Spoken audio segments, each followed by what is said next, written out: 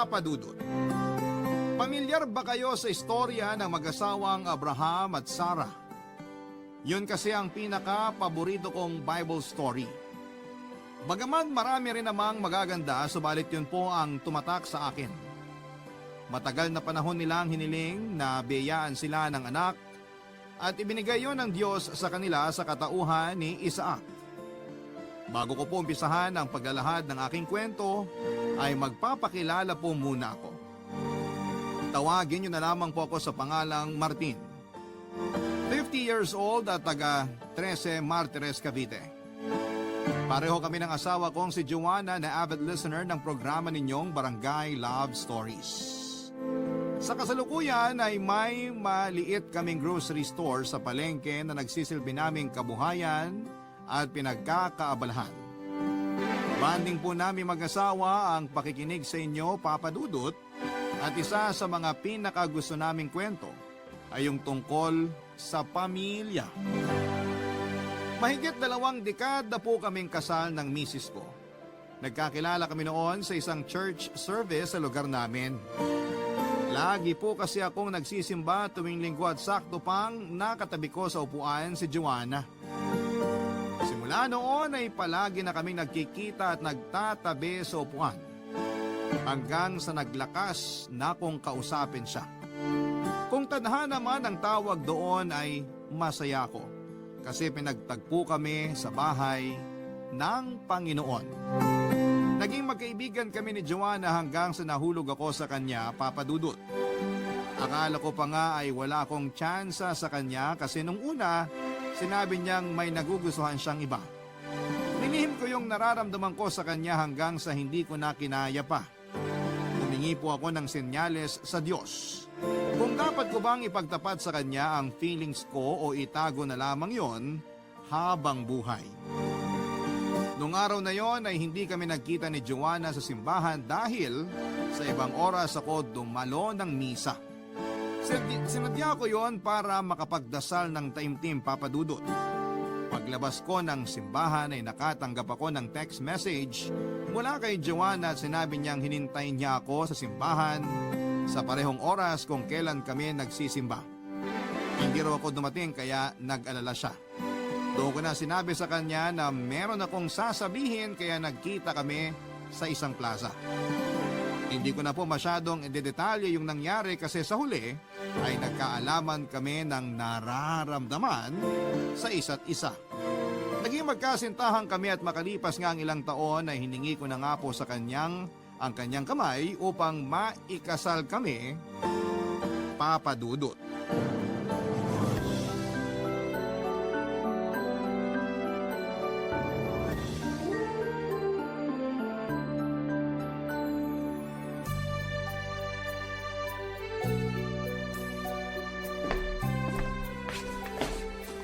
Oh, mahal. Dinalang kita ng tsaa. Salamat, mahal. Ilapag mo na lang muna dyan sa lamesita. May tinitingnan lang ako dito sa cellphone ko. Sige. Ano ba yan? Pwede ko bang makita? Oo naman. Halika, tabihan mo ako dito sa sofa. Okay. Ito, tingnan mo. Mga picture namin kanina sa daycare na sinend ng nanay nung estudyante kong nag-birthday. Doon kasi ginanap kaya may paparty para sa mga bata. Wow, nakakatuwa naman. Siya ba yung celebrant? Oo. 5 years old na siya, mahal. Tingnan mo ibang picture niya. Ang cute! Hala, oo nga. Kita pa dimple niya habang nakangiti. Napakagwapong bata. Matalino rin yan. Expressive pa at makwento. Marami siyang tanong pero alam ko curious lang siya. Ay, siguro kung nabuhay lang yung baby natin, magkasing bibo sila, mahal. Naisip ko rin yan. Kasing edad na rin siguro niya yung panganay natin. Ay, naiisip ko tuloy minsan kung mabibiyayaan pa ba tayo ng anak. Kahit isa lang sana, kontento na ako. Wala namang imposible. Basta magtiwala lang tayo. Kung sina Abraham at Sarah nga, nagkaroon pa ng anak kahit matanda na sila. Alam ko naman yun. Kaso parang hindi naman pwedeng mangyari sa atin yun kasi magkaiba yung panahon nila kaysa sa panahon natin. Ngayon pa nga lang na bata pa ako, hindi na tayo magka-baby. Paano pa kaya kung tumanda na ako tulad ni Sarah, di ba? Oo nga, mahal. Pero ang punto ko kasi, wag muna tayo mawalan ng pag-asa. Gabi-gabi pa rin naman ako nagdarasal na makabuo na tayo at maging malusog yung baby natin hanggang sa makapanganak ka. Pero sa sinabi mo parang sumusuko ka na. Di naman sa sumusuko na ako. Pareho lang din naman tayo ng pinagdarasal eh. Alam mo naman kung gaano ko nakagusto maging isang ina, di ba? Nagturo ako sa daycare kasi malapit ako sa mga bata. Kaya nga ang bigat sa pakiramdam ko kapag gumagraduate na sila. Para ko na rin kaya silang mga anak. Sigurado ako na hindi ka nila makakalimutan, mahal. Alam ko kung gaano mo kamahal mga estudyante mo. Talaga, mahal? Oo naman. Hintayin mo silang lumaki. Maaalala ka nila at babalikan para kumustahin at pasalamatan. Bihira kasi yung kagaya mo na ginagawa talagang passion yung pagtuturo. Isa pa, sigurado rin ako na kapag nagkaanak na tayo, magiging mabuti kang ina sa magiging anak natin. Ikaw din naman, mahal. Magiging mabuting ama ka. Kasi ngayon pa lang nakikita ko ng isa kang mabait, responsable at maaasahang padre de pamilya. Napaka-hands-on mo sa mga pamangkin mo. Ngayon pa nga lang nakikita ko na sa'yo yung pagiging isang mabait, responsable at maaasahang padre de pamilya. Alam ko kung gaano mo sila kamahal bilang tito at pangalawang tatay na rin. Yun yung mga katangian mo na nagustuhan ko sa'yo, mahal. Mahal ko talaga yung mga pamangkin kong yon. Gusto kong maramdaman nila na ligtas sila sa pamilya natin. Na kapag may problema sila, sa pamilya natin sila tatakbo at hindi sa kung ano-anong bisyo. At yun din ang gusto kong maramdaman ng magiging anak natin, mahal. Na pwede niya tayong pagkatiwalaan sa lahat ng bagay kasi mga magulang niya tayo. Yun din yung hiling ko at laging dasal. Papa Dudo, 3 taon na po kaming nagsasama ni Joanna bilang mag-asawa pero hindi pa rin kami noon binibiyayaan ng anak. Malaking dagok po yon sa aming mag-asawa lalo na't 2 beses nang nakunan si Joanna. Mahina kasi ang kapit sa matres niya kaya madalas ay nalalaglag. Masaya naman po kami ni Joanna pero alam namin na mas mabibigyang kulay ang tahanan namin kapag may supling kami. Hindi po kami mayaman, Papa Dudut. Private employee lamang ako at mababang posisyon pero may ipon naman kahit papaano. Saka hanggang 2 anak lang ang plano namin pero mukhang malabong mangyari yon dahil sa mga pinagdaan na naming mag-asawa sa pagkakaroon ng supling. Nung una ay hindi pa kami makausad sa pagkawala ng panganay namin. Pero hindi pa rin kami nawala ng pag-asa. Naniniwala kasi kaming mag-asawa na kapag may gusto ka na isang bagay, hindi ka dapat tumigil sa pagdarasal para doon. Kapag tumigil ka kasi sa pagdarasal, ibig sabihin ay hindi na yon mahalaga sa iyo. Yun po ang pinanghawakan namin ni Joanna, kaya pagkalipas ng ilang pang taon at isa pang miscarriage ay ibinigay na po sa amin ang kaisa-isa naming anak na pinangalanan naming Gabriel. Hanggang sa mabilis na lumipas ang 20 taon, ganap ng binata at college student na po ang anak namin, Papa Dudut.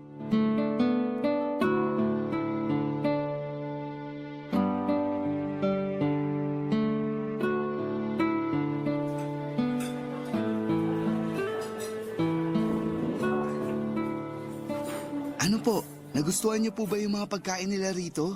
Okay din naman mga pagkain nila rito, nak. Itong kare-kare, masarap.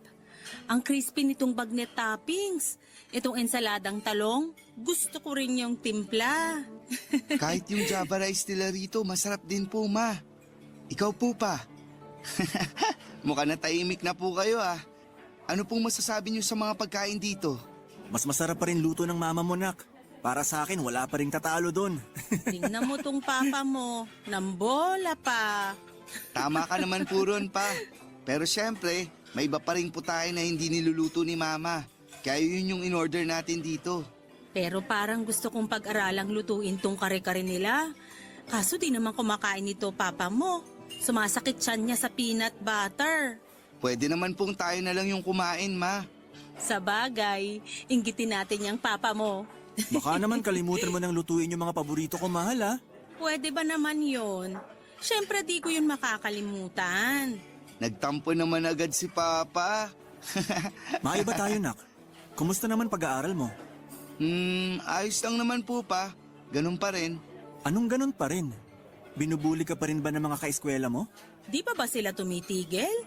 Nakausap ko na nung nakaraan yung din nyo ah. Okay na po yun, Ma. Hindi na po nila inulit yung ginawa nila. Kaya wag na po kayo mag-worry ni Papa. Yung ibig ko pong sabihin dun sa sinabi ko, wala namang bago. Ay, meron pala. Ano naman yun? Ano po kasi...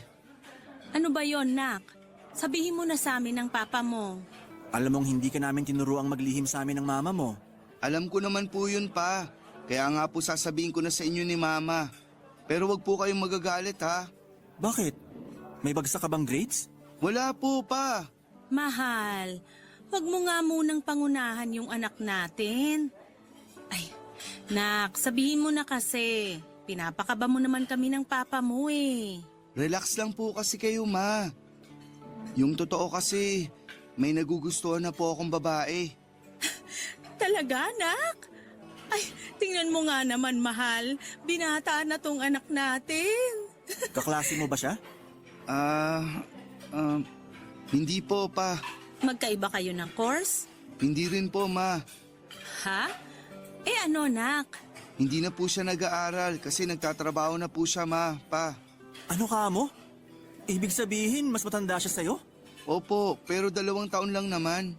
Paano mo siya nakilala, nak? Barista po siya dun sa cafe na kinainan namin ng friends ko.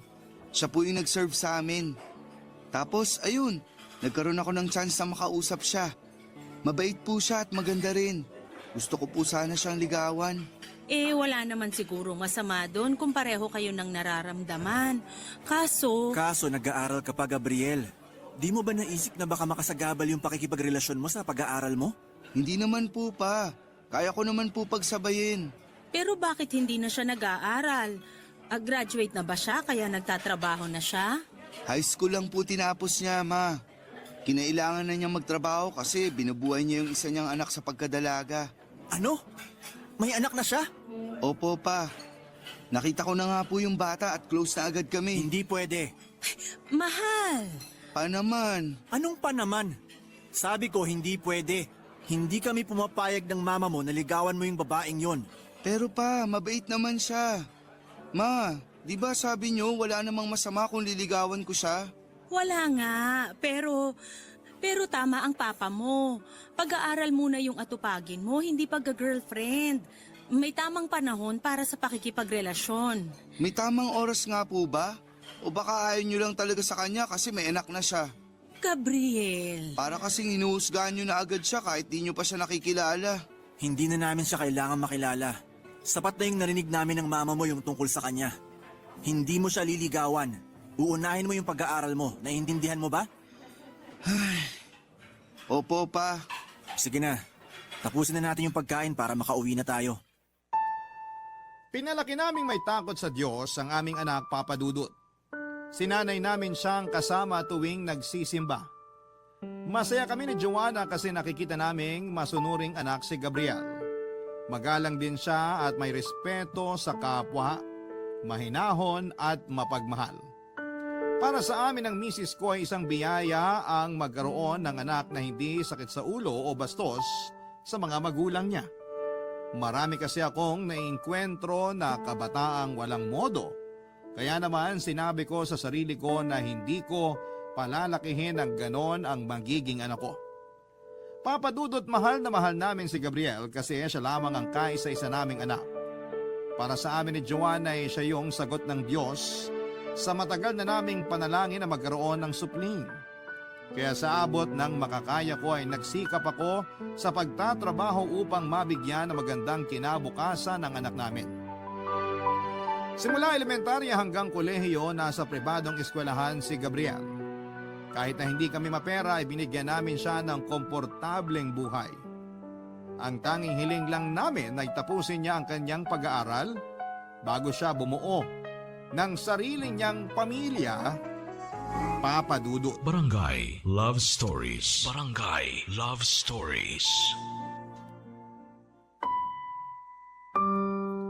Papa Dudut, edukasyon lamang ang maipapamana namin kay Gabriel. Kaya pinagtatapos muna namin siya ng pag-aaral bago sana siya magkaroon ng sariling pamilya. At kung dumating man ang araw na mag-aasawa na siya, ay hiling namin na sana ay matuto siyang pumili ng desenteng babae. Yun bang katulad ng mama niya, mabait, maunawain, may respeto at may takot sa Diyos. Pero dahil sa hindi inaasahang pangyayari, nagalit at nadismaya po ako kay Gabriel nang makabuntis siya, Papa Dudut. Pero hindi ko naman siya pwedeng kamuhian ng matagal dahil anak ko pa rin siya. Tinanggap namin ni Joanna ang magiging apo namin sa babaeng nabuntis ni Gabriel. Kinargo namin ang lahat ng mga gastusin sa mga check-up nito hanggang sa panganganak. Hindi kasi kami pumayag na huminto sa pag-aaral ang anak namin para magtrabaho tulad ng plano niya simula nang malaman niyang magiging tatay na siya. Sinabi ko sa kanya na hindi ko na siya mapapatawad kung pati yon ay hindi niya matutupad. Bukod doon ay hindi kami sumang-ayon na magsama sila sa isang bubong dahil hindi naman sila mag-asawa. Ayaw pa rin namin silang ipakasal dahil hindi namin gusto ang babaeng nabuntis niya, Papa Dudut. Sa huli, walang nagawa si Gabriel, kundi ang sundin kami ng mama niya. Pero isa na namang pagsubok ang dumating sa pamilya namin. Premature kasi ang anak ni Gabriel. Umabot pa sa puntong nag-50-50 ito sa ospital hanggang sa binawian po ito ng buhay. Yan po ang dahilan kung bakit nalubog kami sa utang, Papa Dudut. Naubos kasi ang perang inipon ko dahil sa gastusin simula nang malaman naming nakabuntis si Gabriel. Hindi rin kasi namin inaasahan na magkakaroon ng komplikasyon ang panganganak ng girlfriend niya na nauwi sa pagkawala ng apo namin. Dinamdam ng pamilya namin ang mga nangyari, lalong-lalo na ako. Pero hindi ko po yun pinakita at pinahalata sa kanila, Papa Dudut. Sinolo ko po ang pagluluksa at pamomroblema sa pagbabayad ng mga niloan ko para sa hospital bills, Papa Dudut.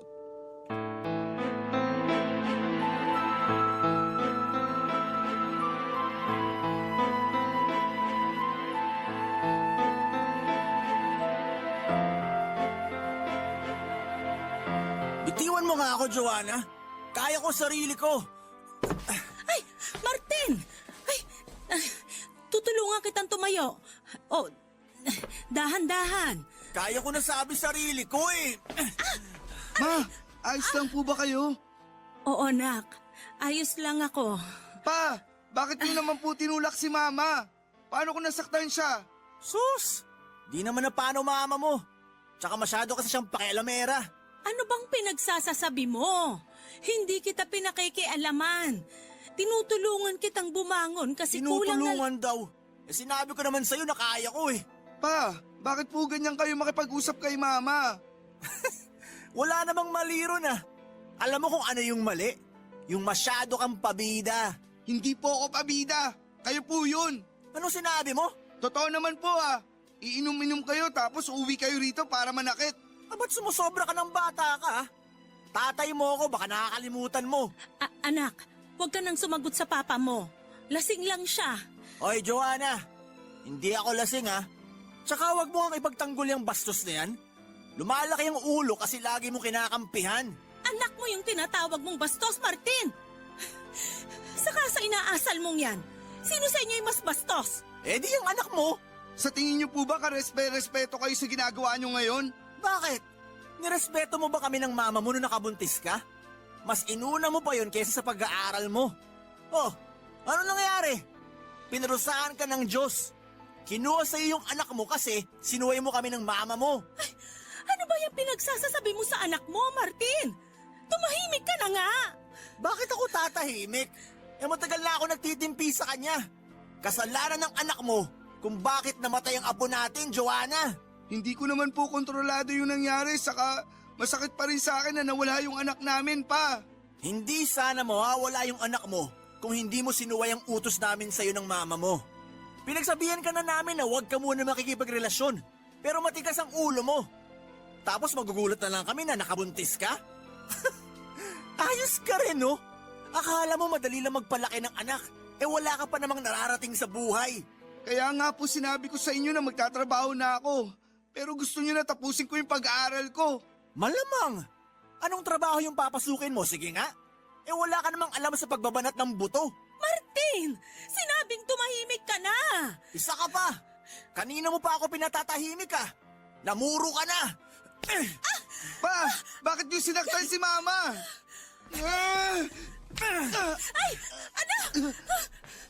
Ano ka ba naman, Martin? Nasisiraan ka na ba ng ulo? Bakit mo sinuntok ang anak natin? Tinuruan ko lang ng leksyon ng bata ngayon. Masyado ng bastos eh. At ikaw naman, kinukonsinti mo pa. Kaya di natututo eh. Akala laging tama yung ginagawa niya. Hindi ganyan magdisiplina ng anak. Saka kailan ka pa natutong manakit? Kahit ako nagawa mo na ring saktan. Nakatikim ka lang ng alak, naging ganyan ka na. Hindi na kita kilala. Papa Dudut, hindi ko po sinasadyang masaktan si Joanna. At yun din po ang unang beses na napagbuhatan ko ng kamay si Gabriel. Simula pagkabata ni minsan ay hindi ko siya napagbuhatan ng kamay. Pero nang sandaling yon ay hindi ko na nakontrol ang sarili ko. Dala na rin siguro ng impluwensya ng alak na natutunan ko ng inumin hanggang sa maging bisyo ko na ito. Hindi po ako naglalasing dahil masama yon sa kalusugan at labag sa mga aral ng Diyos na nasa Biblia. Kaya ganoon na lamang ang pagkagulat ng mag-ina ko nang maglasing ako noong araw na yon. Ang mas malala pa ay naging bayolente ako at nasaktan ko silang dalawa, Papa Dudut. Dahil sa mga nangyari, naging malayo ang loob sa akin ni Gabriel. Natakot siya sa akin at hindi ko naman siya magawang suyuin dahil malaki na rin noon ang problema ko sa pera. Hindi rin nila alam na nabaon ako sa utang dahil nalulung ako sa bisyo. Hindi na lamang alak ang pinagkakaabalahan ko ng mga panahong yon. Natuto na rin akong manigarilyo at magsugal. Pumapalya na rin po ako sa pagbibigay ng pera sa misis ko para ipambayad ng bahay na tinitirhan namin kaya dumating po yung puntong pinalayas na kami. Naranasan namin ang isang gabi na natulog sa bangketa dahil hindi kami kaagad nakahingi ng tulong sa mga malalapit naming kamag-anak. Mabuti na lamang at pinatuloy kami ng kapatid ni Joanna na nasa Indang, Cavite. Doon ko na ipinagtapat sa misis ko ang lahat-lahat. Tulad ng inaasahan ay nagalit siya sa akin pero pinatawad pa rin niya ako. Nangako ako kay Joanna na magbabagong buhay na ako pero hindi pa ako nakakabuelo noon nang nagkaroon po kasi si Gabriel ng malalang sakit, Papa Dudut.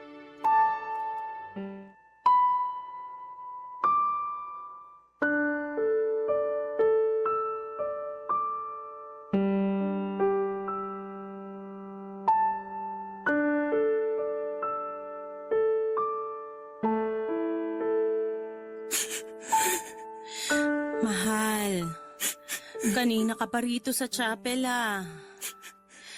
Ay, teka, uupo ako rito sa tabi mo para may kasama ka. Kinakausap ko lang ang Panginoon. Ipinagdarasal ko na gumaling na si Gabriel at wag mo na kukunin sa atin. Hindi pa ako handa, mahal. Ay, naniniwala akong naririnig tayo ng Diyos. Hindi niya pababayaan yung anak natin. Sana nga. Sana nga. Anong ibig mong sabihin? Pinagdududahan mo na ba yung kakayahan ng Diyos ngayon? Hindi naman sa ganun pero di ko lang mapigilan eh. Pagkatapos ng lahat ng mga pagsubok na pinagdaanan ng pamilya natin, minsan napapatanong na ako kung may katapusan pa ba yung mga paghihirap natin. Siyempre meron. Hindi naman tayo habang buhay pahihirapan ng Diyos. May kailangan lang siguro tayong pagdaanan para matuto tayo. Tulad ng ganito kalaking pagsubok. Pag nalampasan natin to, mas lalong lalakas yung pananampalataya natin sa Kanya. Kaya sana, magtiwala ka pa rin, mahal. Sa bagay, tama ka. Bigla tuloy akong nahiya. Pagkatapos ng lahat ng biyaya at pagpapala sa atin ng Diyos, nagagawa ko pa siyang questionin. Ikaw ba, mahal? Naisip mo rin ba yon? Naisip na ano? Na-questionin ng Diyos? Oo. Naisip din, syempre. Pero di ko yun pinatatagal. Inaalis ko agad yung ideyang yun sa isip ko kasi kung babalikan naman natin kung gaano naging kabuti sa atin ng Diyos, mali talaga na maisip ko pa yun. Saka ikaw na rin nagsabi sa akin na pinakikinggan tayo palagi sa mga dasal natin. Kaya alam ko at nararamdaman ko, nagagaling pa si Gabriel. Ang laki ng kasalanan ko sa inyo ng anak natin, mahal. Nasaktan ko kayo ni Gabriel. Naglihim ako sa inyo. Nalulung ako sa mga bisyo. Pero sa kabila ng lahat, pinatawad mo pa rin ako. Mahal kita at nangako tayo sa harap ng altar. Alam kong hindi ka mapanakit na tao. Alam kong hindi mo yun sinasadya kaya hindi kita basta-basta hinusgahan. Ang tanging hiling ko lang, huwag mo na sanang suluhin yung nararamdaman mo, lalo na kapag nasasaktan ka. Sabihin mo rin sana sa akin, nandito kami ng anak mo, pamilya tayo, di ba? Tayo ang huwaran ni Gabriel na magtiwala sa pamilya kasi ligtas tayo sa isa't isa, lalo na kapag nagsasabi tayo ng mga saloobin natin. Salamat, mahal. Maraming salamat talaga. Sising-sisi ako na nagawa ko kayong pagbuhatan ng kamay ng anak natin. Pakiramdam ko kasi, hindi ako naging mabuting ama at asawa dahil sa nagawa kong yun. Kaya habang buhay ko yung ihihingi ng tawad. Naging mabuti kang ama at asawa, mahal. Lagi mong tandaan yan. Pinapatawad na kita. Namin ang anak mo kasi alam namin na hinding-hindi mo na uli yun gagawin. Naniniwala kami sa'yo, mahal. Babawi ako sa inyo ni Gabriel kapag gumaling na siya. Sisikapin kong mabayaran lahat ng utang ko at iiwasan ko na rin yung mga bisyo ko. Magbabagong buhay ako at gagawin ko ang makakaya ko para maging mabuting padre de pamilya. Siguradong matutuwa si Gabriel pag narinig niya yan mula sa'yo, mahal. Sana magising na yung anak natin kasi namimiss ko na siya. Miss na miss ko na rin yung batang yon. Sa ngayon, umasa tayo sa mabuti at magtiwalang magigising na siya. Dengue po ang naging sakit ni Gabriel, Papa Dudut. At hindi namin nakalain na magiging grabe yon. Kinailangan pa niyang salinan ng dugo habang nakakonfine sa ospital. Akala namin ay gagaling na siya pagkatapos noon pero nagkamali kami. Hindi po bumuti ang kalagayan ni Gabriel at nagtagal pa siya sa ospital ng ilang araw.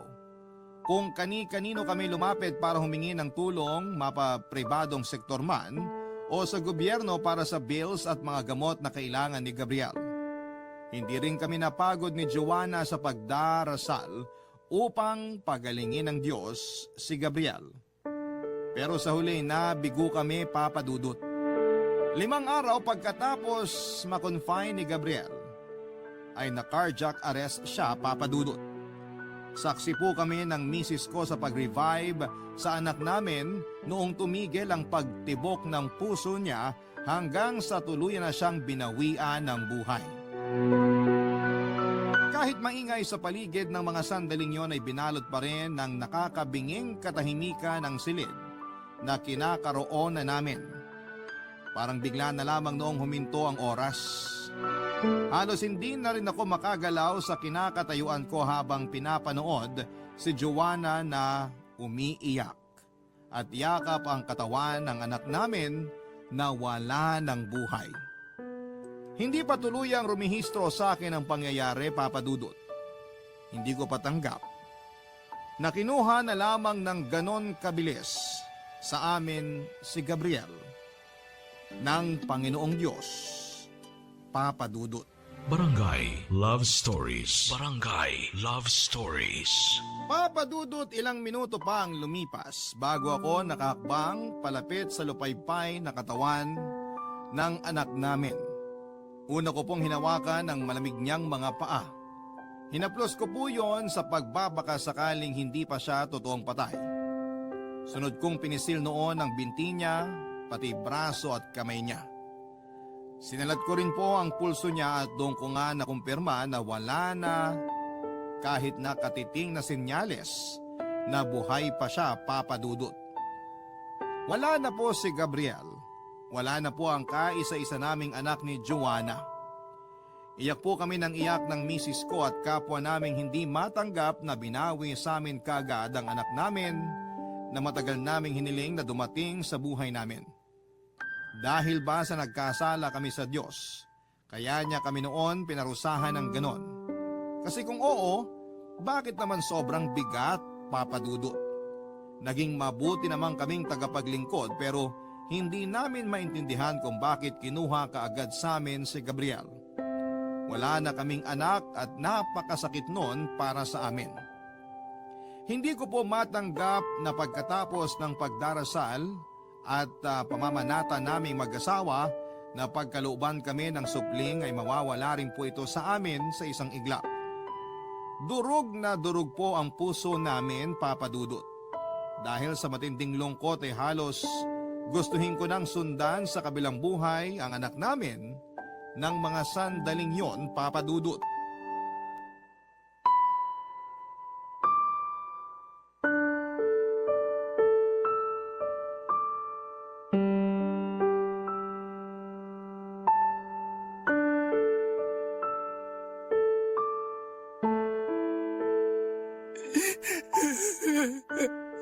Gabriel, anak, nandito si Papa.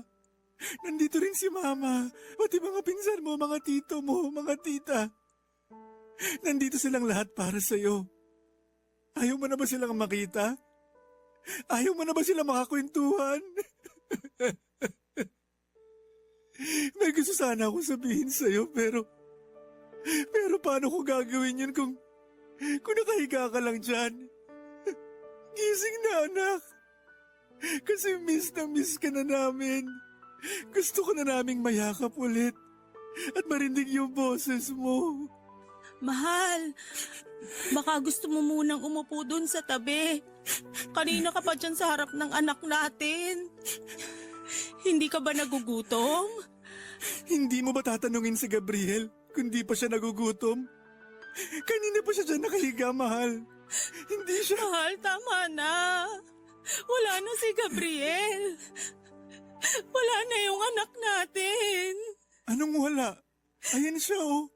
Natutulog lang siya. Sana nga tama ka.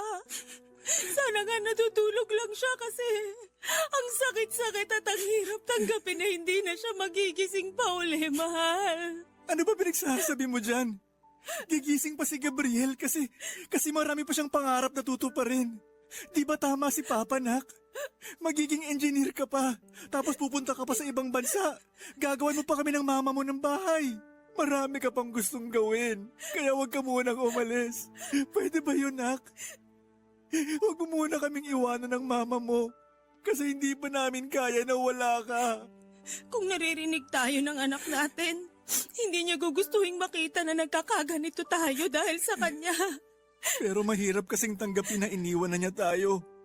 Ilang araw na lang, hindi na talaga natin siya makikita. Tuluyan na siyang mawawala sa atin, mahal. Bakit kasi kailangan pa niyang mawala? Kailangan ba talaga natin ito pagdaanan ng paulit-ulit? Alam kong may rason kung bakit nangyayari to sa atin, mahal. Hindi ko na alam kung ano pa yung rason na sinasabi mo. Kasi isa na lang yung malinaw sa akin ngayon. Sobrang sakit. Masakit mamatayan ng anak na matagal nating hiniling na makasama tapos binawi siya agad sa atin. Napakabata pa ni Gabriel, mahal. Marami pa siyang pangarap na hindi natutupad. Marami pang magagandang bagay ang pwedeng mangyari sa kanya na hindi na magkakatotoo kasi wala na siya. Kung pwede lang sana ako na lang yung pumalit sa kanya dyan, bakit hindi, di ba? Kasi ako matanda na ako. Marami na ako pinagdaanan. Kahit papaano nagawa ko na yung mga gusto kong gawin sa buhay. Kinasal ako. Naging tatay na ako. Sana pwedeng hilingin sa Diyos na sana ako na lang yung kunin niya kapalit ng anak natin.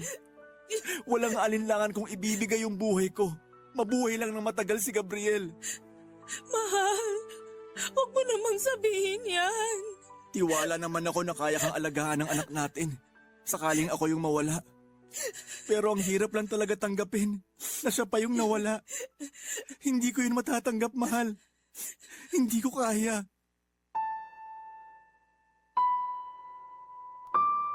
Dahil sa mga nangyari ay nawalan po ako ng tiwala sa Diyos, Papa Dudut. Question ko po kung bakit niya kami pinaparusahan ng ganon. Ano yung gusto niyang matutunan namin mula sa mga pagsubok na ibinigay niya sa buhay namin?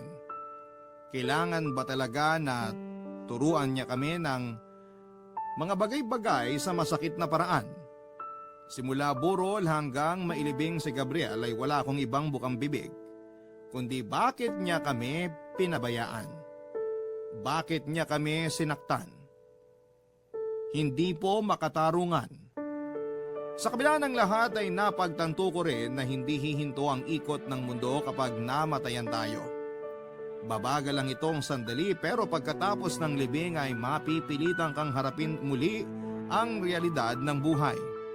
Magpapatuloy ang lahat at matututunan mong mabuhay sa sakit, kalungkutan at pighati habang hindi kasama ang mahal mo sa buhay.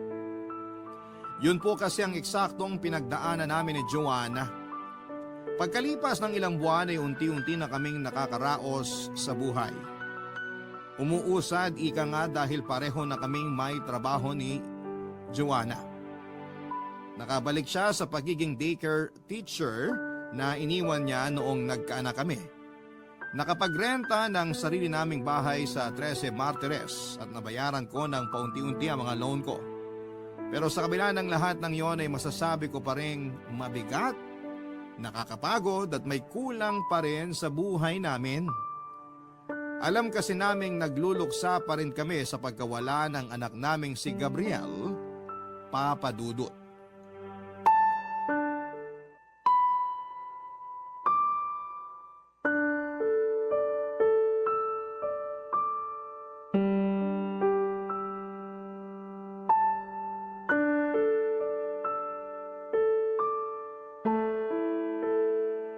Anong ginagawa mo rito sa terrace, mahal? Hindi ka ba makatulog? Oo eh. Kaya nagpahangin muna ako. Tapos pinagmamasdan ko na rin yung mga bituin sa langit. Halika rito sa tabi ko. Upo ka. Samahan mo muna ako kung di ka pa inaantok. Oo. Nawala yung antok ko nung naramdaman kong wala ka sa tabi ko. Ay, ang ganda ng mga bituin sa langit. Oo nga. Bigla ko tuloy na alala si Gabriel. Kasi nung maliit pa yun, lagi niyang sinasabi sa atin na gusto niyang maging astronaut. Gusto niya raw kasi makarating sa buwan at makita yung mga planeta mula sa kalawakan. Natatandaan ko nga na paulit-ulit niyang sinasabi yon. Binilan mo pa nga siya ng libro tungkol sa solar system at yun yung pinakapaborito niyang basahin. Pero bakit nga ba siya nag-engineering sa koleyo? Kasi gusto niya raw tayong gawan ng bahay. At yun daw yung gusto niyang iregalo sa atin kapag nakapagtrabaho na siya. Kahit kailan, napakamaalalahanin talaga ng batang yon. Manang-mana siya sa iyo, mahal. Kahit na ang laki niyang tao at lalaking lalaki kumilos, malambot ang puso niya. Kaya nga mahal na mahal ko yung anak nating yun. Mahal na mahal ko rin si Gabriel. Para sa akin, siya pa rin yung katuparan sa matagal nating hiling na magkaanak, mahal. At kahit na maaga siyang kinuha sa atin, naranasan pa rin nating maging magulang. Naging ganap akong nanay at naging tatay ka sa kanya. Para sa akin, yun yung pinakamahalaga. Kung may bagay man akong hinahangaan sa buhay ko, yun yung pananampalataya mo sa Diyos, mahal. Talaga? Paano mo nasabi? Kasi malakas at buo yung tiwala mo sa mga kaya niyang gawin. Pero hindi naman ako perpekto. Minsan ko na rin kinwesto ng Diyos nung akala ko hindi na niya tayo bibigyan ng anak. Oo, pero patuloy ka pa rin naniwala at nagtiwala sa kanya. Tsaka sabi mo hindi mo pinapatagal sa isip mo yung ideya na yon. Ibig sabihin, nananaig pa rin yung lakas ng pananampalataya mo. Nung mga panahon kasi na parang hindi ko na alam yung gagawin sa buhay ko. At nung dumaan sa matinding pagsubok yung pamilya namin, natagpuan ko na lang yung sarili ko sa simbahan. Doon nagsimula ang lahat. Tapos doon din kita unang beses na nakita, mahal. Diba, sinabi ko na 16 pa lang ako. Alam ko nang gusto kong maging nanay. Oo, nasabi mo nga yun, mahal. Pero hiniling ko rin sa Diyos na matagpuan ko sa tahanan niya yung lalaking pakakasalan ko at mamahalin habang buhay. Oo, may iba akong nagustuhan bago ikaw. Pero sa huli, yung will pa rin ni God ang nasunod at yung sign ko pa rin na hiningi sa kanya yung nangyari. Ikaw yung lalaking hiniling ko sa Diyos na maging asawa ko, mahal. At si Gabriel yung anak na hiniling natin sa kanya na ibigay naman sa atin. Ngayong nakabalik na siya sa piling ng Panginoon, ibig sabihin nun, tapos na yung misyon niya dito sa mundo. Sa buhay natin.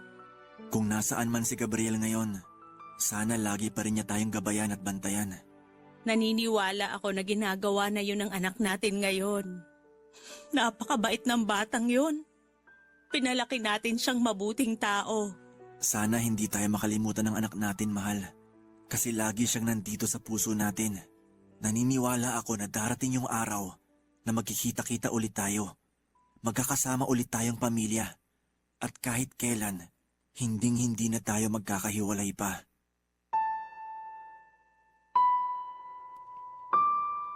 Mahirap magtiwala at maniwala sa Panginoon kapag inuulan tayo ng sunod-sunod na mga pagsubok sa buhay. Pero sa huli, siya pa rin ang ating sandigan. Siya ang ating takbuhan sa oras ng pangangailangan. Tao lamang tayo madaling manghina, mawala ng pag-asa at mapagod. Kaya naman importante na lagi natin siyang tawagin at kausapin sa pamamagitan ng pagdarasal at pananalangin. Yun po ang patuloy naming ginagawa ni Joanna hanggang sa ngayon, Papa Dudut. Masakit mawalan ng anak, pero alam namin na tinupad niya ang aming dasal. Naranasan naming maging magulang, kaya kahit saglit lang namin nakasama ang aming anak, ay walang pagsidla ng kaligayahang hatid noon sa puso namin ng misis ko. Maraming salamat, Papa Dudut, sakaling mapili po ninyong i-air ang istorya namin. Sana ay kapulutan po ito ng mga kabarangay natin ng aral at inspirasyon. God bless po sa programa ninyong Barangay Love Stories at sa lahat ng bumubuo ng Barangay LS. Number 1 po kayo at hindi namin malilimutan ang inyong pagbibigay ng mga magagandang kwento. Ang inyong forever kapuso at kabarangay, Martin. Dear Papa Dudut, magandang araw po sa inyo at sa lahat ng mga tagapakinig ninyo. Gusto ko lamang pong unahan ang lahat at ipaalam sa inyo na sinadya ko pong palitan ang pangalan ng mga tao na mababanggit para po mapanatili ko ang privacy namin. At tulad po ng pakiusap ko na kasama ng sulat na ito ay umaasa at nagtitiwala po ako na itatago ninyo ang identity ko. Simulan ko pong muli ang kwento ko sa pagpapakilala sa sarili ko. Itago nyo na lamang po ako sa pangalan na Francis. 36 years old na sa kasalukuyan at tubong Caloocan. Maaga po akong naulila sa mga magulang kaya natutong dumiskarte at sunggaban ng mga oportunidad sa paligid para makasurvive sa laro ng buhay. Nag-iisang anak ako ng nanay kong pumanaw noong elementary pa lamang ako. Ang papa ko naman ay nagkaroon ng pangalawang pamilya. 1 taon lang mula nang namatay si mama. Hindi na siya umuwi pa sa bahay at hindi na rin ako nagkaroon ng balita tungkol sa kanya. Pinalaki ako ng tita ko pero hindi nagtagal ay pumanaw din po ito. Kaya naman high school pa lamang ay nabuhay na akong hindi umaasa sa iba dahil iniisip kong darating din ang araw na maiiwan akong mag-isa, Papa Dudut. May maliit akong negosyo ngayon. Nagpiprint po ako ng mga tarpaulin, stickers at mga damit. Kapag sinipag ay nagbablog din po ako at kahit na hindi pa man ako gaanong kasikat, ay medyo marami na rin pong nanonood sa mga video ko sa Facebook. At dahil din sa pagbablog ko ay nakilala ko ang asawa ko. Sa maagang pagkawala ng nanay ko ay hinanap ko sa mga babaeng naging girlfriend ko ang pagkakaroon nila ng mother figure sa akin. Huli na nang narealize ko na lahat pala ng mga nakarelasyon ko ay mas matanda sa akin. Kagaya ng asawa kong tawagin na lang natin sa pangalang Cheska na 5 taon ang tanda sa akin. Ikinasal kami ni Cheska 6 na taon nang nakakaraan. Pero magsisimula ang kwento ko sa unang taon namin bilang mag-asawa. Ayaw muna naming magkaanak noong panahong yon dahil gusto pa naming sulitin ang buhay mag-asawa ng kaming dalawa lang muna, Papa Dudut. Kahit na marami kaming naririnig noon na hindi magaganda ay hindi na lang namin yon pinapansin. Nag-enjoy na lamang kami muna sa pagta-travel at paggawa ng mga bagay na hindi madaling gawin kapag meron ka ng anak. May sariling sasakyan din ang asawa ko kaya hindi na kami nahihirapan para makapunta sa iba't ibang lugar na gusto naming puntahan ng mga panahong yon, Papa Dudut.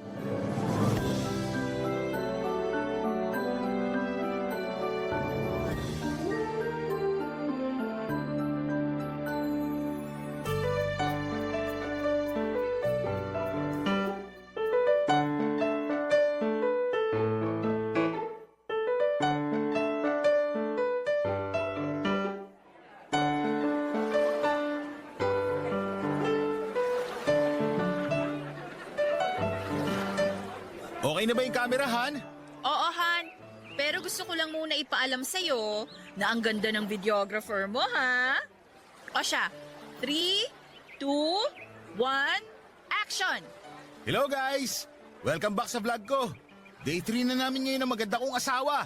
Dito sa pinakamagandang beach sa buong Pilipinas. At eto yung mga ginawa namin sa buong araw. Cut! Kinakarir mo talaga yung pagiging vlogger mo, no? Akala mo naman milyon na yung followers, eh. Yan mo naman. Kunwari ka pa dito mo nga nakilala yung pogi mong asawa. Oo na. Pero parang nagsisisi na ako na dito tayo pumunta sa beach na to. Bakit naman? Ikaw kaya ang pumili nito. Sabi ko kasi sa'yo, sa Gimaras na lang tayo eh. Kaso babae dapat yung masunod kaya hindi na ako pumalag nung pinili mo to. Tsaka, last day na natin bukas. Kaya sulitin na lang natin to. Sa bagay, may point ka. Pero nakakahilo kasi panoorin yung dami ng mga tao sa paligid. Nakakailang na nakakahilo. Feeling ko kasi nakatingin silang lahat sa akin. Ano ka ba? Huwag mo silang pansinin. Tsaka, ako naman talaga yung tinitignan nila. Siguradong napanood na nila yung mga travel vlog ko. Pero Han, tignan mo yung babae sa bandang kaliwa mo. Yung nakapulang bikini. Kaunting bukaka na lang niya makikita na kaluluwa, oh. Tsaka yung isa, yung nakaputing t-shirt na malapit lang sa kanya. Walang suot na bra kaya bumabakat yung katawan. Basa pa yung damit kaya kita yung maitim niyang... Han, panay naman ang titig mo sa iba eh. Saan ka kasi tumingin? Ano ba yan? Natatakot na tuloy ako. Parang ikaw pa yung naghahanap ng chicks sa atin eh. Ganon? So, naghahanap ka pala ng chicks. Hindi no? Bakit pa ako manchi-chicks? Eh ang ganda na ng asawa ko. Pero ang totoo, natatakot ako. Baka kasi bumalik yung dating ikaw. Tapos, ipagpalit mo ako sa kapwa mo babae. Huwag mo na isipin yung nakaraan kasi tapos na yun. Ang mahalaga, kung anong meron tayo ngayon. Pwede ka naman tumingin sa iba. Basta tingin lang ha. Ang akin lang, pumunta pa tayo rito kung ako lang din naman pala yung titignan mo. Eh di sana sa bahay na lang tayo. Doon kahit titigan mo pa ako ng nakahubad kung gusto mo. Yan din naman ang mangyayari mamaya pagbalik natin sa kwarto. Antayin mo lang at maganda ka na rin. Wow ha! Nakakatakot naman. Please, wag po. Maawa kayo. Ang cute mo pag ganyan ka.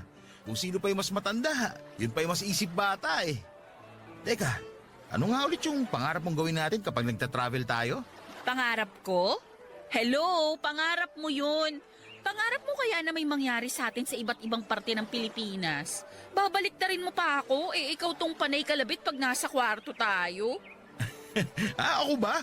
Oo nga, no? Maiba ako. Totoo bang natatakot ka na baka pumatol ulit ako sa kapwa ko babae? Oo. Yun kasi madalas ko mapanaginipan. Ipinagpalit mo raw ako sa kapwa mo babae. Pero malabo na yun mangyari kasi kung alam mo lang, nakakahiyaman aminin pero patay na patay ako sa'yo. At kung hindi dahil sa'yo, hindi sana ako nagkaroon ng confidence at hindi ko makakamit yung mga bagay na meron ako ngayon. Pero meron din akong kinakatakot na gawin mo. Gusto mo bang malaman kung ano yon? Alam kong napakanega mong tao pero... Oo naman. Gusto ko malaman kung ano tumatakbo sa isip mo. Natatakot ako na dahil mas matanda ako sa'yo, baka dumating yung araw na ipagpalit mo ako sa mas bata. Taon na lang kasi yung bibilangin at magiging lantang gulay na ako. Ano ba yung iniisip mo, Han? Baka lantang gulay ka naman?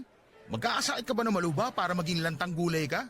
Saka kahit anong mangyari, malanta ka man, hindi kita ipagpapalit kahit kanino. Bakit naman hindi? Kung ako yung lalaki, maghahanap talaga ako ng mas bata at mas fresh kesa sa asawa kong malapit ng maging senior citizen. Ano ba naman trip yan? Napakalayo pa bago ka maging senior. Saka, mahal kita kaya ako nagpakasal sa'yo. Kaya nga tayo nagtatravel para sumaya hindi para mag-away. Sorry, Han. Hindi ko pa rin kasi maiwasang ma-insecure sa ibang babae, lalo na sa mga mas bata sa akin. Kaya siguro iniisip ko na baka dumating yung araw na ipagpalit mo pa rin ako sa iba. Promise, Han. Hindi mangyayari yun.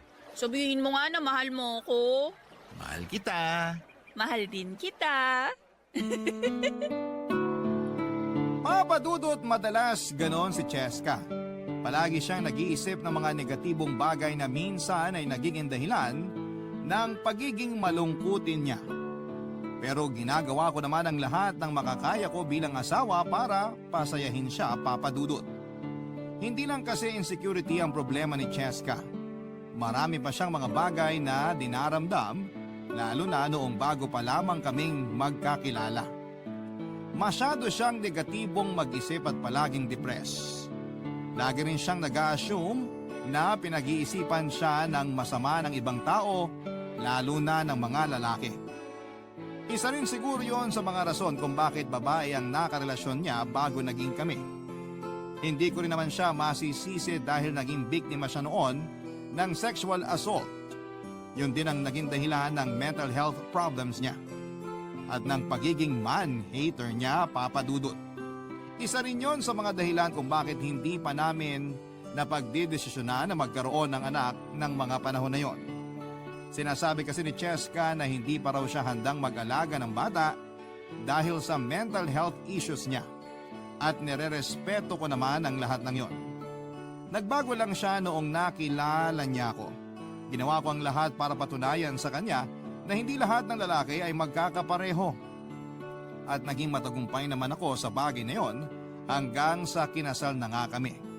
Sa katunayan ay hindi naman sa pagyayabang pero 4 na babae ang nagtangkang umakit sa akin noon kahit na alam nila nakasal na kami ni Cheska pero wala akong pinatulan sa kanila.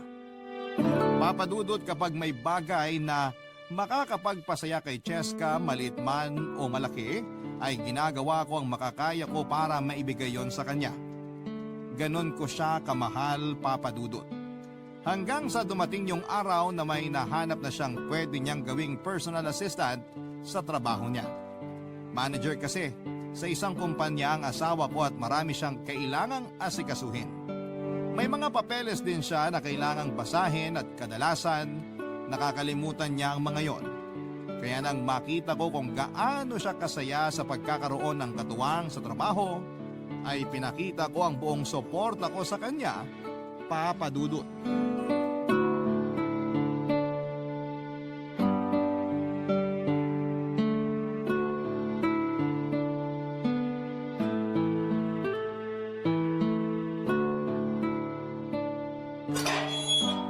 Pasensya na kung natagalan ako sa pagbubukas ng gate.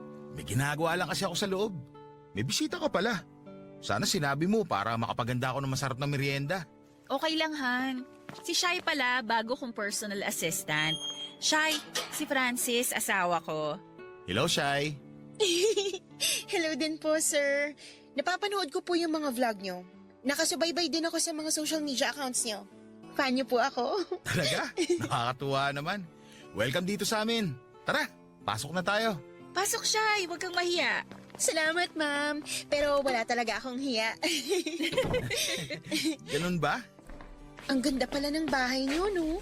Simple lang pero modern yung design. Tamang-tama lang yung laki para sa 2 tao. Pati yung garden nyo dun sa labas. Parang sarap tambayan.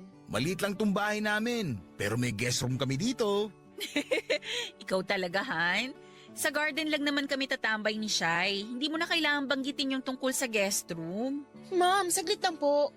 Sir, pwede po bang makiselfie sa'yo? Ipagmamayabang ko lang po sa mga kaibigan ko. Sige, okay lang.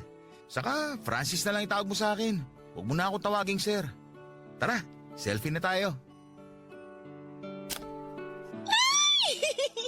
Thank you po, sir. Francis pala. Napaka-hyper nitong nakuha mong assistant ah. Bagay nga kayo pagsamahin. Alam mo yun, masayahin tapos malungkutin. Magiging balanse kayong dalawa. Hindi na kaya ako malungkutin simula nung makilala kita. Sus! Ah, Han, pwede ba kitang makausap sandali? Yung tayong dalawa lang sana. Sige, wait lang. Shai, mauna ka na muna sa garden. Antayin mo na lang ako doon. Maghahanda muna kami ng merienda. Sige po. Salamat ulit, Francis, ha? Nakakatuwa siya, di ba? Yan din yung rason kung bakit gusto ko siyang gawing personal assistant. Kasi unang kita ko pa lang sa kanya, magaan na agad ang loob ko. Saan mo ba siya nakilala? Kapatid siya ng ex ko. Naalala mo ba yung girlfriend ko bago naging tayo? Yung naaksidente? Oo, naalala ko siya. Yung sinabi mo hindi na nakakalabas ng bahay kasi naging bedridden yung nanay nila at siya yung nag-aalaga. Oo, siya yun. Ate yun ni Shai. Nung nakita kong nag-post siya sa Facebook na kailangan niya ng tulong, ayun, kinausap ko siya agad. Okay lang ba sa'yo na siya ang personal assistant ko? Sus! Nagtanong ka pa eh. Alam ko naman kapag nagdesisyon ka, hindi mo na babaguhin. Saka, mukhang masaya ka naman kasama siya eh. Kaya masaya rin ako para sa'yo. Pero sana, hindi umabot sa puntong pagseselosan ko na siya. Ha? Alam mo namang mas malakas ka pa man chicks kaysa sa akin eh. Hindi, no? Parang ikaw pa tong praning sa atin, ah. Kasal na kaya tayo. Nakatali na liig natin sa isa't isa. Kaya huwag ka nang matakot, okay? Hindi naman sa praning ako o walang tiwala sa'yo ha. Pero hindi naman ako matatakot kung baliwala ka lang sa akin eh. Ayoko mawala ka sa akin. Sus, ayan ka na naman. Pinapakilig mo ko eh. Sweet naman itong asawa ko. O siya, sige. Lubusin mo ng pagiging sweet mo. Kunan mo na kami ng merienda. Aba, abusado ah. Pasalamat ka, mahal kita. Anong gusto mo? Soft drink? Juice? Kape? Kape lang, Han. Mahilig din kasi sa kape si Shai. Yung timpla ko ha, alam mo na yun. Oh, kita mo? Sino hindi mapaparaning dito eh? Ilang araw pa nga lang kayo nagkakilala eh. Alam mo na ang hilig niya. Sige, hatid ko na lang mamaya. Alam ko din kulay ng panty niya. Parang tanga naman to eh. Biro lang. Kumalma ka nga. Masyado kang praning eh. Papa Dudut, hindi ko maiwasang maginala na may lihim na relasyon ng dalawa na higit pa sa pagkakaibigan at pagiging magkatrabaho. Lalo pang lumakas ang hinala ko nang may malaman ako sa mga kaibigan kong katrabaho ni Cheska. Madalas daw na lumalabas sina Cheska at Shai na sweet pa sa isa't isa. Kinompronta ko ang asawa ko tungkol sa bagay na yon pero itinanggi niya na may something sa kanila ni Shai at trabaho lang talagang dahilan ng paglabas nila. Pero iba na ang kutob ko noon at lalo yung lumakas nang madalas nang ginagabi si Cheska sa pag-uwi at dagdag pa. Kapag nasa bahay siya ay si Shai palagi ang bukang bibig niya. Magkahalong takot, selos at lungkot ang nararamdaman ko noon, Papa Dudut.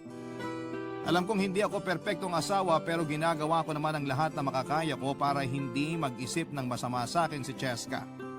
Samantalang siya ay parang sinasadya niyang maging ganon ako sa kanya. Ang tiwala ko sa asawa ko ay napalitan na ng duda. Napalitan ng takot yung confidence ko sa relasyon naming dalawa. Hindi na ako makapag-focus sa mga gawain ko noon Kaya naman, pinahawa ko muna ang printing business ko sa kaibigan ko.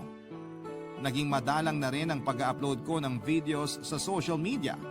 Kapag may fan ako na nagtatanong sa akin, sinasabi ko na lamang na busy ako sa negosyo. Kahit ang totoo ay problemado ako at wala akong mapagkwentuhan ng tungkol sa aking pinagdadaanan na yon, Papa Dudut. Barangay Love Stories. Barangay Love Stories. Mayroong isang araw, Papa Dudut, na sumama sa business meeting ng kumpanya nila si Cheska. Magtatagal daw sila doon ng 2 linggo, Papa Dudut. Hindi pa rin nawawala ang takot ko noon dahil iniisip kong magkasama na naman sila ni Shai.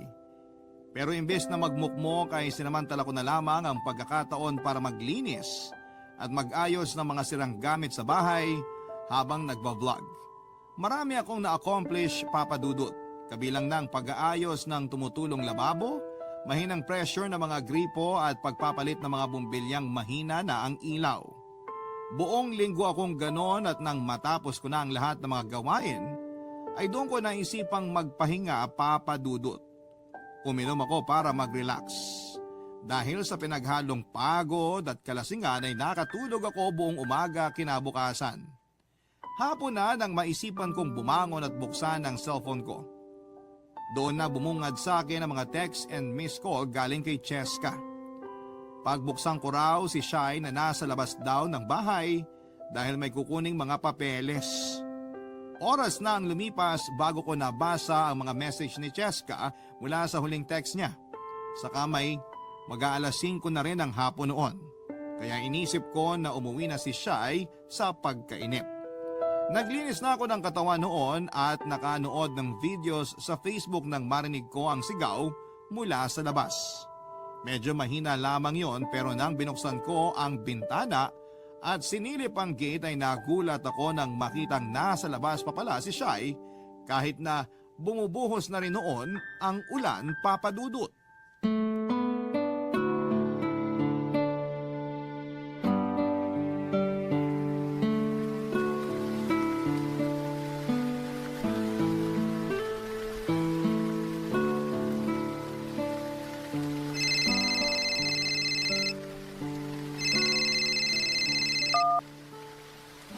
Hello po. Hello, Shai. O ano, nasa loob ka na ba ng bahay? Wala pa po pero nakita na ako ni sir. Narinig niya na po ako. Nakatulog po yata siya kaya ngayon lang niya narinig yung pagtawag ko. Ganun ba? Pasensya na kung natagalan ka sa paghihintay, ha? Naku ma'am, okay lang po. Eto na po siya. Bubuksan na po niya yung gate. Sige, Shai. Basta yung bilin ko sa'yo, ha? Opo ma'am. Update ko na lang po kayo mamaya. Okay, salamat. Bye. Bye po. Shai, kanina ko pa pala naghihintay. Umuulan pa naman. Pasensya ka na ha. Wala po yun. Kakabasa ko lang ng mga text ni Cheska. Halika, pasok ka. Salamat. Kuhaan lang kita ng tuwalya at saka damit. Pasensya ka na talaga kung natagalan bago kita pinabuksan ha. Okay lang po, salamat po. Kahit tuwalya na lang po, sir. Francis pala. Upo ka muna dyan. Ceramic naman yung upuan sa kaliwa mo. Pwedeng upuan kahit basa ka. Kunin ko lang doon sa loob yung tuwalya saglit ha. Salamat. Nakatulog kasi ako. Eto, kagigising ko lang. Pagod ka ata. Nakita ko yung huling vlog mo na naglilinis ka. Sipag mo pala, no? Hindi naman masyado. Wala kasi si Cheska kaya naisipan ko magsipag kahit medyo kunwari lang. Mukhang nakasubaybay ka talaga sa akin ha. Nga pala, akala ko kasama ko dun sa sinasabi ni Cheska na business meeting ba yun na 2 linggo? Kasama nga po dapat ako doon, kaso marami pa kaming natitirang kailangan tapusin sa office kaya... nagpaiwan na lang ako. Para konti na lang yung trabaho ni ma'am pagka-uwi niya. Masipag ka rin pala eh. Oo, sir. Malaki kasi utang ng loob ko kay Ma'am Cheska. Tinulungan niya kasi yung pamilya namin nung namatay si ate at na-ospital naman si mama. Parang hindi ko alam yun ah. Kaya gagawin ko po lahat para hindi siya madismaya sa akin. Anyway, ito na pala yung tuwalya saka extra na damit ni Cheska. Ayun yung CR sa tabi ng kwarto. Kung gusto mo na mas private, pasok ka sa kwarto namin. May CR doon. Salamat po, pero Hindi ko naman kailangan ng privacy. Kahit nga dito na ako magbihis eh. Ha? Joke lang. Ah, hindi ko alam na mapagbiro ka pala. Sige, magbihis ka na. Nakikita ko na kasi yung kaluluwa mo sa basa mong damit eh. Ano po? Wala, biro lang yon. Ay, joker ka rin pala. Pwede bang magpasama sa kwarto ni Ma'am Cheska? Doon daw kasi nakalagay yung papeles na pinapahanap niya sa akin eh. Doon na lang din ako magbibihis. Ah, okay. Liga, sumunod ka sa akin. Matanong ko lang, may boyfriend ka na ba? Wala po. Simula nung naging bedridden si Mama, nawalan na rin ako ng oras para sa mga ganyan. Hanggang sa namatay na lang siya. Parang naisip ko na lang din na hindi para sa akin yung boyfriend na yan. Ganun ba?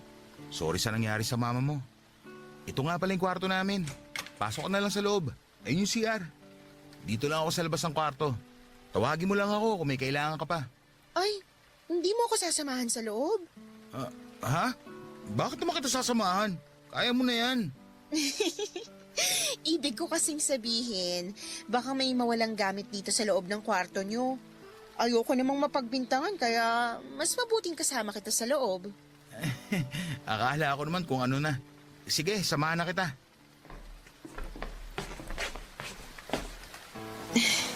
Uy, teka Shay. May CR naman. Bakit dyan ka nagbibihis? Lalabas na lang muna ako. Sandali. Actually, hindi talaga papeles yung priority ko kung bakit ako pumunta rito. Anong ibig mo sabihin? Ang totoo niyan, naisip ko lang na mag-isa ka, na kailangan mo ng kasama. Huwag ka magbiro ng ganyan, Shay. Baka patulang kita. Paano kung sabihin ko sa yung hindi ako nagbibiro? Papatulan mo ba talaga ako? Naguguluhan ako.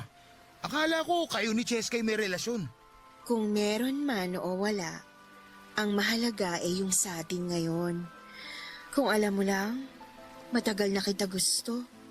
Kahit dun pa lang kita nakikita sa mga vlog mo. Papa Dudut, sinubukan ko namang magpigil. Pero hindi ko akalaing bibigay din ako noong siya na ang nag-first move at ilang beses na rin naman akong natukso. Pero noon lang talaga ako pumatol sa ibang babae. Sinabi ko na lamang sa sarili ko ng mga sandaling yon na hindi naman siguro magagalit sa akin si Cheska dahil siguradong may lihim din silang relasyon ni Shay. Hindi man ako sigurado sa mga paratang ko pero yun na lamang ang pilit kong pinapaniwalaan para ma-justify ang ginagawa ko at hindi ko maramdaman ang guilt. Yung isang beses na yon, Papa Dudut, ay nasundan pa hanggang sa halos naging regular na ang pagpunta ni Shay sa bahay naming mag-asawa. Dahil manager si Cheska sa kumpanya nila, ay sinamantala namin ni Shay ang pagkakataon na yon. Palagi kasi itong late na umuuwi dahil marami pa siyang ibang mga inaasikaso kahit tapos na ang office hours. Ginamit ni Shay ang oras na yon para gumawa ng milagro sa mismong bahay naming mag-asawa. Minsan naman ay doon na mismo natutulog si Shay nang hindi nalalaman ng asawa ko. Meron kasi kaming maliit na guest room at doon na natutulog si Shay. Humihirit pa kami noon kapag tulog na si Cheska. Halos hindi kami makapagpigil ni Shay sa isa't isa. Ginagawa naming Valentine's Day bawat araw kahit na hindi pa buwan ng Pebrero. Kahit nagloloko ay hindi ko naman pinabayaan ng asawa ko. Hindi ko pinapahalata sa kanya na binababoy na pala namin ni Shay yung bahay naming dalawa. Tinatakpan ko ang mga kasalanan ko sa pamamagitan ng pagbibigay ng mga gusto niya at paglalambing sa kanya tuwing quality time naming mag-asawa. Ginagawa ko yon para hindi niya mahalata ang mga kalokohan ko.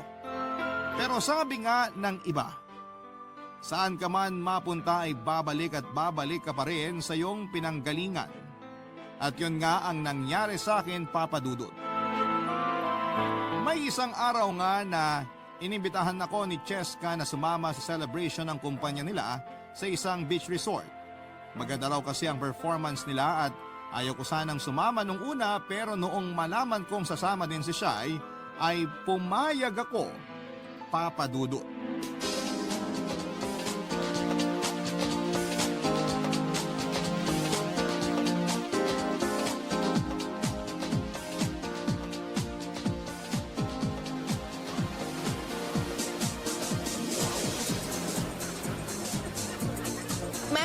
Mag-CR lang ako Sige lang. Lasing ka na yata, Han. Hindi, no? Nakakadalawang bote pa lang naman ako ng beer. Ano ka ba? Kayang-kaya ko to. Ako pa, mas malakas pa ako sa'yo. Oo na. Basta kapag feeling mo hindi mo na kaya, huwag mong pilitin ang sarili mo, ha? Pinagsasabihan ako ng asawa kong nakapitong bote na. Han, hindi pa ako lasing, no? Halata naman sa boses ko, Hayaan mo na ako. Masaya lang kasi ako. Alam ko na hindi mo ako lolokohin at ipagpapalit sa mas bata sa akin. Kaya, may rason ako na magsaya. Ikaw, hindi ka ba masaya sa akin? Masayang masaya ako sa'yo, no? Oo nga, halata sa itsura mo. Medyo nahihilo lang. Nahihilo? As in, umiikot paningin mo? Umiikot kasi paningin ko Uy, Han, hinaan mo lang naman tawa mo. Bakit? Kinakahiya mo na ako, no? Hindi naman sa ganun, Han. Sana ba si Shai? Siya lang kakampi ko dito Shai! Shai! Hindi pa nakakabalik. Teka nga, ihina lang din muna ako. Sige, balik ka kaagad Kasi magpapagames pa raw sila mamaya. Saglit lang ako. Sige, lasing na nga ata ako. Woo! Inom pa, guys! Sakto, lasing na si Cheska. Nasaan na ba si Shai? Shai! Shai, nasan ka? Francis! Dito! Kanina pa ako naghihintay sa'yo. Sorry, ngayon lang ako nakasunod. Marami pa kasi siyang sinabi. Si Cheska ba? Sino pa nga ba? Ganun ba? Aayain kasi sana kita maglakad-lakad sa tabing dagat Wala bang makakita sa atin dun? Baka makita tayo ni Cheska, patay tayo nun. Wala no. Kita mo naman mga kasama naming empleyado. Mga uhaw na uhaw sa alak. Nga pala, may gusto sana ako itanong sa'yo. Ano yun? Francis, ano ba talaga ako sa'yo? Anong ibig mo sabihin? Itong ginagawa natin, may patutunguhan ba talaga to o hanggang ganito na lang tayo? Shai, alam mo naman na may asawa ako. Sa simula pa lang, alam mo namang nagsabi na ako na hanggang ganito lang tong ginagawa natin, di ba? Kala ko naman, malinaw na yung limitasyon natin. Oo, malinaw sa akin, pero hanggang doon na lang ba talaga? Pasensya ka na, Shai. Bukod sa katawan at oras ko, wala na ako maibibigay sa'yo. Natukso lang ako, tumikim at nasarapan. Pero mahal kong asawa ko. Yun nga nagbigay sa akin ng pag-asa Kung totoo yung sinabi mo na ako lang ang pinatulan mo sa lahat ng babaeng sumubok sa'yo, di ba ibig sabihin nun? Special ako? Hindi ko masasagot yan, Shai. Kagaya na hindi mo pagsagot sa tanong ko kung may relasyon kayo ni Cheska. Nirespeto ko yun. Kaya sana respetuhin mo rin ako. At kung maghangad ka pa na higit pa sa kung ano meron tayo ngayon, pasensya ka na. Pero hindi ko yun maibibigay sa'yo.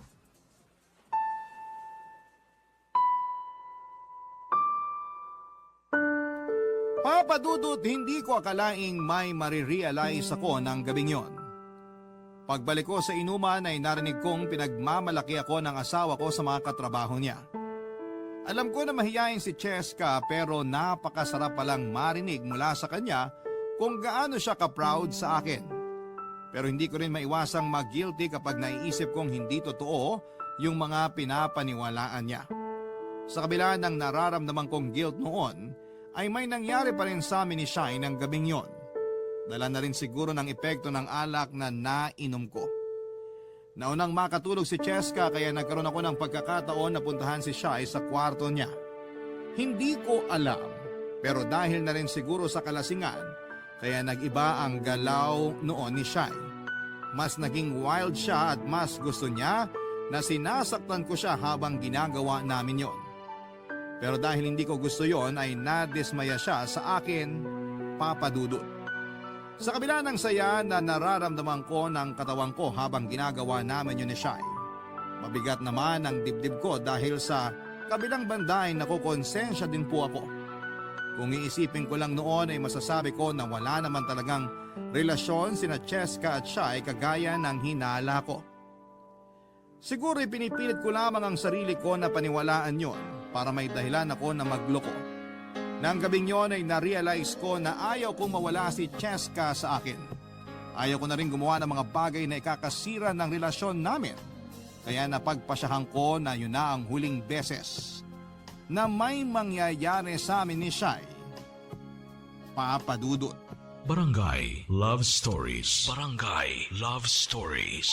Papa Dudut, iniwasan ko na si Shai pagkatapos ng gabing yon. Desidido ako na hindi nagagawa ng kalokohan noon para sa relasyon namin ni Cheska. Pero doon naman lumitaw ang panibago na problema. Dahil sa pag-iwas ko kay Shai ay naging malungkutin siya at hindi na rin naitago ang unti-unting pagbabago sa itsura niya. Namayat na kasi siya at mukhang napabayaan na rin ang sarili. Doon ko na unti-unting natanggap sa sarili ko na ako pala talaga ang may kasalanan sa mga nangyari at hindi si Shai o si Cheska. Ang mahirap lang dahil nagkaroon ako ng 2 babae. Kapag pumili ako ng isa ay masasaktan naman ang isa. Aminin ko man na nami-miss ko rin si Shai ay kailangan kong gawin ang tama at maging responsableng asawa na kay Cheska. Papadudot habang pilit kong inilalayo ang sarili ko kay Shai, ay saka naman ako pilit na itinutulak ni Cheska papalapit sa kanya. Mas naging madalas ang pagpapapunta sa kanya ng asawa ko sa bahay at madalas pang isama sa mga lakad namin. Dahil doon ay muli na namang nabuo ang hinala ko sa kanila. Kahit kasi sa pagka-travel namin ay kasama pa rin si Shai. Ang masama pa ay nababash na rin ako sa mga vlog na ginagawa ko dahil sa sinasabi ng mga tao na pagkakaroon ko ng 2 asawa. Aminado naman ako sa sarili ko na immoral ako, pero itinigil ko na yon. Minsan ay may mga sinasabi na rin si Cheska na nagpapakaba sa akin tulad ng kung mambababae raw ako ay hindi siya magagalit kung si Shai ang makakarelasyon ko. Nadagdagan pa yon ng kung ano-anong kawirduhan na sinasabi nito noon. Bago pa lumala ang sitwasyon ay tinawagan ko na si Shai para makipagkita sa akin sa isang tagong restaurant. Inisip ko kasi noon na baka nagkwento siya kay Cheska tungkol sa mga nangyari sa aming 2, Papa Dudut.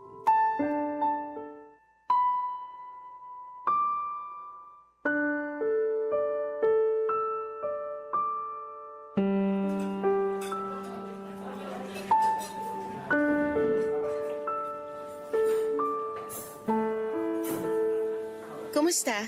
Nangungumusta ka pa eh. Halos sabay ka na nga patirahin ng asawa ko. Bakit ka nagagalit? Eh, nung ginawa mo akong kabit, halos dun mo na rin ako patarihin sa guest room nyo. Kalimutan na natin yun. Kasalanan ko. Pero ginagawa ko naman lahat para bumawi sa kasalanan ko. Pero ikaw, hindi ko alam kung ano trip mo. Anong pinagsasasabi mo? Akala mo hindi ko alam? Teka lang, ano bang ibig mo sabihin? Balak mo yata na sirain kami mag-asawa eh. Pagkatapos mo ko landiin, si Cheska naman ngayon. Yan. Diyan ka magaling. Kapag may iniisip ka kasing bagay, kala mo yun ang totoo. Eh wala ka namang alam. Wala nga akong alam. At hindi ko talaga malalaman kung hindi mo sasabihin. Kaya sa huling pagkakataon, tatanungin kita. May relasyon ba kayo ng asawa ko? Wala. Wala kaming relasyon ni Ma'am Cheska. Walang nangyayari sa amin at mas lalong hindi ako tibo.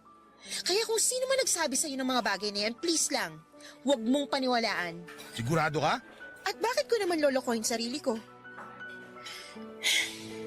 Ngayon ako naman magtatanong sa'yo. Sige, total may pinagsamahan din tayo. Ano yun? Bakit ka tumigil? Bakit mo ko iniiwasan? Dami kong tanong sa sarili ko kasi di ka man lang nagpaalam ng maayos. Di ko alam kung may nagawa ba akong kasalanan sa'yo kaya bigla kang nagkaganyan. Tigilan mo nga yung pag-iyak mo. Huwag ka mag-iskandalo rito. Kaya nga itong restaurant na ito'y pinili ko eh. Para wala masyadong makapansin sa akin. Tapos eksena ka ng ganyan? Kapakanan mo lang talaga iniisip mo, no?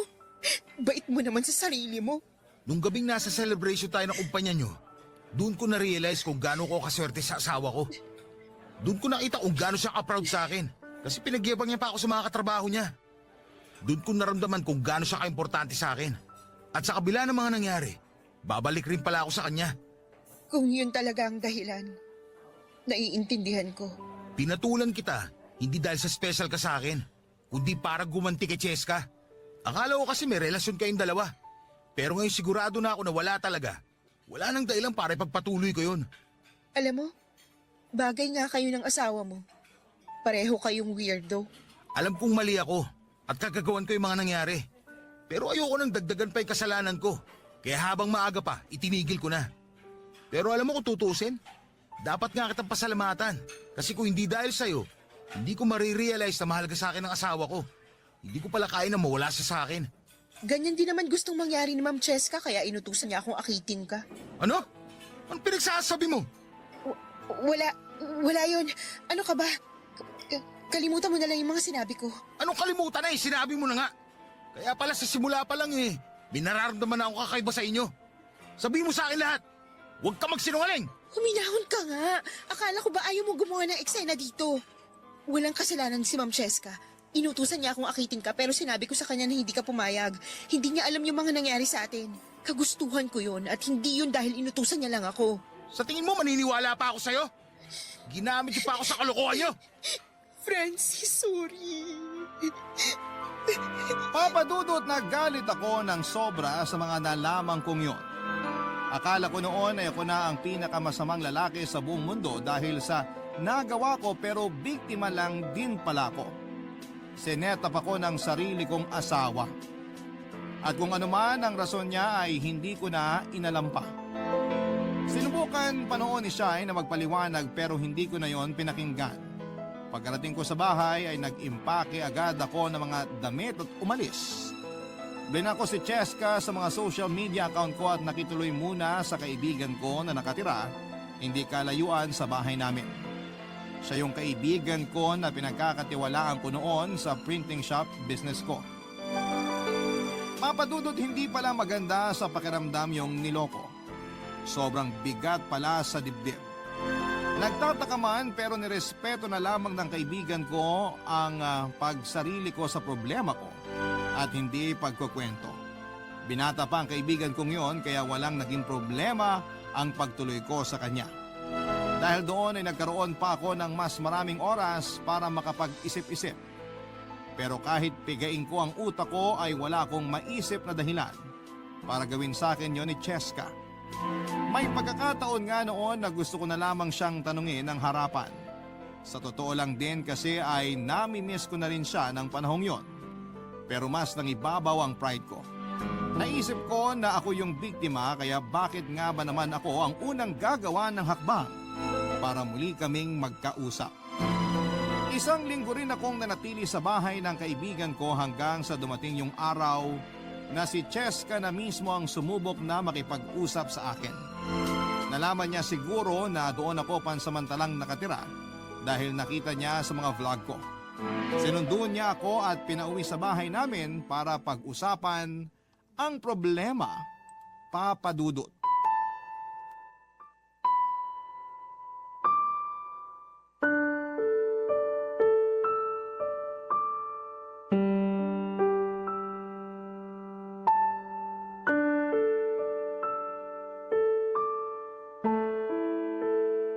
Namiss kita. Sorry sa mga nangyari. Han pa rin ba ang itatawag ko sa'yo? O Francis na lang? Depende sa resulta ng pag-uusapan natin ngayon. Pasensya na talaga sa nangyari. Hindi ko agad na ipaliwanag sa'yo. Sinubukan kitang intindihin, Cheska. Maraming nagsabi na may sira yung ulo mo. Pero hindi ako naniwala sa kanila. Sa iyo ako naniwala. Pero bakit naman ganito? Sorry talaga. Bakit mo ba kasi ginawa yun? Anong pumasok din sa kokote mo, ha? Alam mo, sa totoo lang, ayoko maniwala sa sinasabi ni Shai. Pero ramdam ko para may kakaiba. At walang matinong babae na mag-uutos na akitin yung asawa niya. Wala, Cheska! Francis, hindi ako baliw. Anong tawag doon sa ginagawa mo? Di ba kabaliwan yun? Hayop na pag-iisip yan. Hindi naman... Tapos ano? Kapag kumagat ako sa tukso, palalabasin mo na ako yung masama. Kung ginawa mo lang yun para maging malaya ka na, sana nagpaalam ka na lang. Hindi pinagmukha mo pa akong tanga. Hindi yun ganun. Pasensya ka na. Kasalanan ko kasi pinaglaruan kita. Talagang kasalanan mo. Baka naman kagagawan mo rin yung katrabaho mo na nangakit sa akin noon. Pati siguro yung mga fan ko sa... Oo, pero... Ano? Ayop na yan. Di namin mo rin. Ipinagmalaki mo pa na hindi ako pumatol. Pero paana mo rin naman pala yun. Lakas mo makagago, Cheska. Francis, magkaiba yung nangyari noon at ngayon. Ako naman ang pakinggan mo, please. Papahinga kita tapos ano? Mamanipulahin mo rin ako kagaya na ginawa mo sa iba? Kung alam ko lang sana na ganito yung kainatan na relasyon natin. Nagsisisi ka bang pinakasalan mo ko? Hindi ko alam. Hindi ko na alam sa totoo lang. Alam mo naman na insecure ako, di ba? Mahilig mag-self-pity, negatibo mag-isip, depressed at kung ano-ano pa. Akala ko ba tanggap mo ko? Oo, tinanggap ko kung ano ka dati. Pero alam mo rin na ginawa ko lahat para matulungan ka.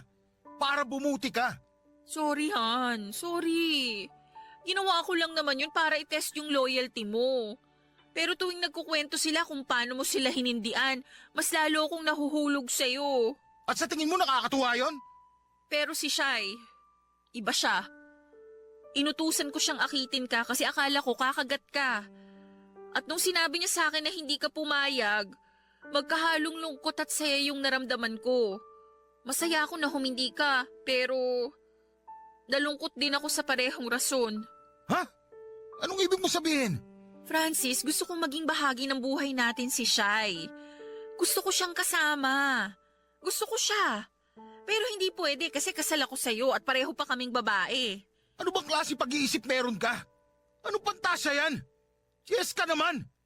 Para sabihin ko sa'yo, nagsinungaling si Shai. May nangyari sa amin. O ano? Natahimik ka? Pumatol ako sa kanya. Pumatol ako kasi akala ko may relasyon kayo. Pinatulan ko siya para maagati sa'yo. Pero alam mo kung ano yung mas malala? Hindi lang isang beses may nangyari sa amin. Marami. At dito pa mismo sa loob ng bahay natin. Alam ko, Han. Alam ko lahat pero nagbulag-bulagan ako. Nalaman ko kasi na mas mabuti na rin na magkamabutihan kayo para kapag nawala ako sa mundo, alam kong may mag-aalaga at magmamahal sa'yo. Pero mali yun. Mali yung ginawa namin kaya itinigil ko na. Nangako ko sa altar na tayong dalawa lang.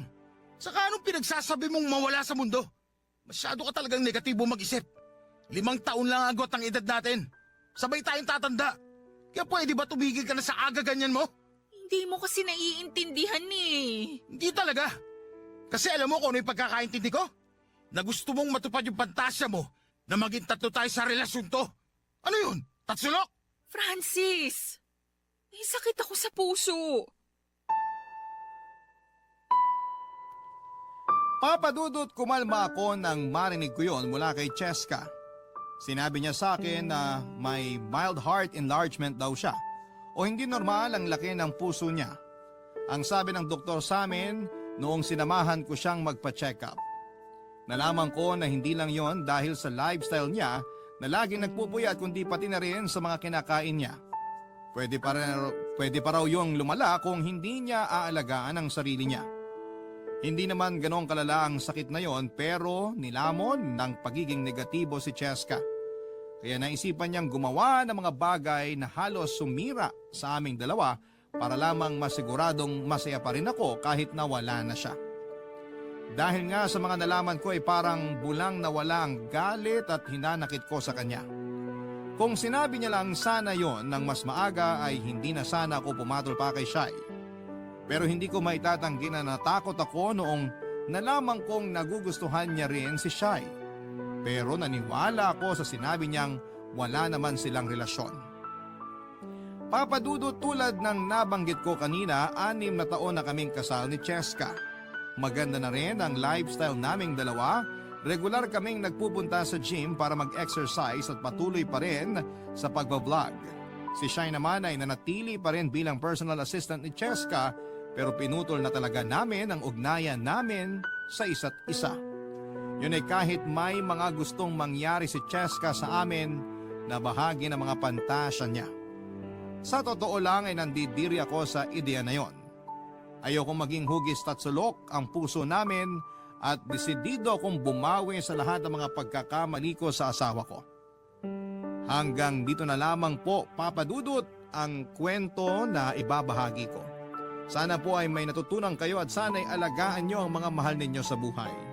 Iparamdam nyo sa kanila na lagi lang kayong nandyan para sa kanila. Maraming salamat po sa pagbabahagi ng kwento ng buhay ko. Ang inyong forever kapuso at kabarangay, Francis.